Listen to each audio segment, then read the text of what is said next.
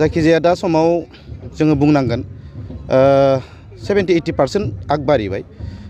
नैबे जिथु गेट लुनाय पेन्डेल गेस्ट हाउस बेफोर गासैबो फ्रेमफोरा जाजोब्बाय जोङो बुंनांगोन स्केलेटना जाजोब्बाय खालि बेखौ डेक'रेसन माखासे साजायनो गोनांल' दंसै जोङो बेबायदिनो माखासे गोबां साजायग्रा बुस्थुफोरखौबो लाबोनानै दोनफैखाबाय आरो बिनिनो माखासे नैबे जिखिनि जि जोम माखासे बेबायदिनो बिबार बेफोरखौ जों दोनफैखाजोब्बाय दानि जिथु पेन्डेलनि बिगुमा बे पेन्डेलनि बिगुमानोनो जों गासैबो गेटजों लोगोसे डेलिगेट हल ओंखाम जाग्रा ओंखाम संग्रा आरो बेजों लोगोसे बेबायदिनो गेस्ट हाउस गोबां माखासे गासैखौबो बिथांनोनो हगारना होनाय जादों जिहेतु आरो बिथाङा मोजाङैनो मावफुंगासिनो दङ आरो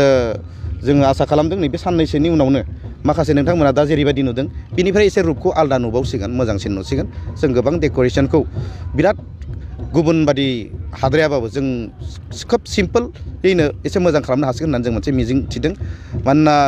जोंनि गेजेराव नैबे एसअपिआ माने जागोन जाया बेबायदि एसे मोनसे दालिमायाव जोंखौ दोनबाय थादोंमोन ओमफ्राय बे बारा गोबाव जायाखै जों जे एबार दाथिथार जों जे खुंनो हासिगोन होननानै ओंखायनो जों बे खम समायनि गेजेराव जों मोनसे जुद्ध दिहिं खामानि मावनो गोनां बाध्य जादों दा जायखिजाया जोङो अब्लाबो जोंनि जिथु मावनो गोनां माखासे हाबाफारि बे उइदिन माने फिउ डेज बे मोजाङैनो ओंखारहैसिगोन होननानै जोंहा मोनसे आसा दङ खेल हिसाबै जोङो गिबियावनो भलिबल बादायलायनाय बे भलिबल बादायलायनायनि थाखाय जोङो गासैबो जिल्लाफोरनो जोंनि मिरु आफादनि गेलेमु नेहाथारि बिथाङा बयनोबो बिदिनो फोरमायहरखाबाय जे 24 फेब्रुवारि खालि गासैबो सौफैनांगौ 25निफ्राय फुंनिफ्राय जों खेलखौ होगोन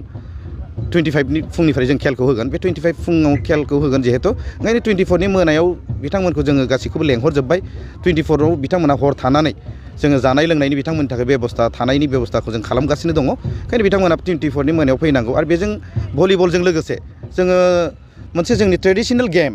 जाय गेमखौ जोंनि बर' हारिफोरा एसे बावलांनो हमबाय गेलेला बेखौ जोङो लाखिनो नाजादों बेनो जाहैबाय गिला खेलबो दङ जोंनि गेजेराव दा बर्थमान जों जिहेतु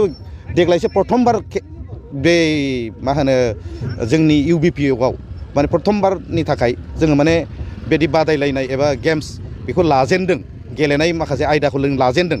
ओंखायनो जोङो बाराद्राय बुरजा बेबायदि आयदा लाथ'नो हायाखै बा लाथ'वाखै जोङो नायग्रोनो नागिरदों देग्लाय फार्स्ट टाइम जोङो बुंनांगोन गेलेनाय आरो लिटारेरि माखासे बादायलायनाय बे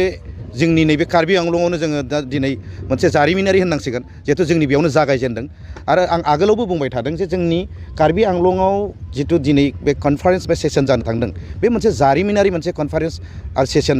मानोना जोङो बिकेडब्लिउएसि मोनखांनायनि उनाव प्रथमबारनि थाखाय बा प्रथम खेबनि थाखाय नैबे माने मा होनो सेसन एबा कनफारेन्स बेनो आरो बे समाव नोंथांमोननि बे जिल्लानि गेजेरावनो मिरु जिथु दुलाराय बर' फरायसा आफादनि जागोन बेयाव रायजोफ्रा एसे गोनो गोथो जानायखौ जों नुनो मोन्दों नोंथांमोना बे समाव माबा फोरमायगोन रायजो राजाफोरनि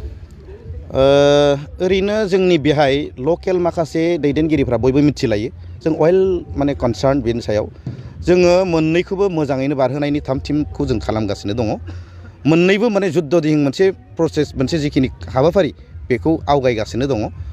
बिथांमोननिखौबो जों मिथिगासिनो दङ बिथांमोनहाबो मोजाङैनो माने मा होनो माखासे जिखिनि मावनो गोनां हाबाफारि बेफोरखौ मावगासिनो दङ दा जायखिजाया बेहाय खोब गोनो गोथो गोनां जानांगौ गैया नंगौ जोङो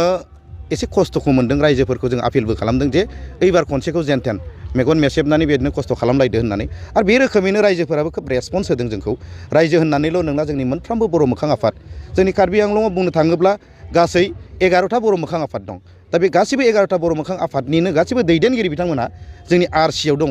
बिथांमोनहा फुंनिफ्राय लानानै मोनासिम जोंजों ज' जाजाय थांदों मालाबा लिडार्सफोरखौ लोगो हमनायाव मालाबा सिएम लोगो हमनाय मालाबा सेन्ट्रेल मिनिस्टारखौ लोगो हमनायाव दा बे रोखोमै जोङो आगोलनिफ्रायनो निउसखौ होबोबायबो थादों नोंथांमोना निसय मिथियो बेयावनो जों हमनानै लानो हायो जे 11टा बर' मोखां आफादा जेराव ज' जाजाय जोङो माखासे हाबाफारिफोरखौ मावफुंबोगासिनो दं बा ज' जाजाय मावगासिनो दङ बाहागो लालायगासिनो दं ओंखायनो रायजोफोरा बेयावखौनो बाराद्राय गोनो गोथो जानांगौ गैया बादि आं सानदों आरो खस्थ'खौ जों जिहेतु बुजिलायखाबाय जों रायलायखाबायबो आइ आफा गामबुरा बिदिनो रायजो राजा गामिनि दैदेनगिरि बिथांमोनाव जों थाङै बुंदों जे एबार जोङो एसे माखासे समनि थाखाय मा होनो माखासे खामानिनि थाखाय एसे टाइम होलायनांसिगोन जिहेथु जोंनि गेजेराव मोननै मिरु आफादनि कनफारेन्स जानो थांगासिनो दङ जोङो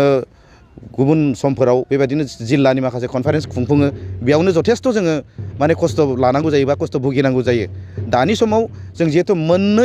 गिदिर मोननै मिरु आफादनि कनफारेन्स खुंनो थांदों दा बिनि थाखाय नोंथांमोनहा जोंखौ एसे सहाय खालामलायदो होननायाव बिथांमोनहा खोब पजिटिभलि जोंखौ सहायबो होगासिनो दं जोंनि गेजेराव माइरं सफैनांगौ माइरङा सफैगासिनो दं जोंनि गेजेराव जिखिनि रां एसे अनसुंथाइ जों बिलायलायदों बेखौबो बिथांमोनहा खोब सापर्ट खालामलायनानै बिथांमोनहा खोब माने गोसो मोजाङै गोसो गोथारै होफैगासिनो दङ बेबायदिनो जागासिनो दङ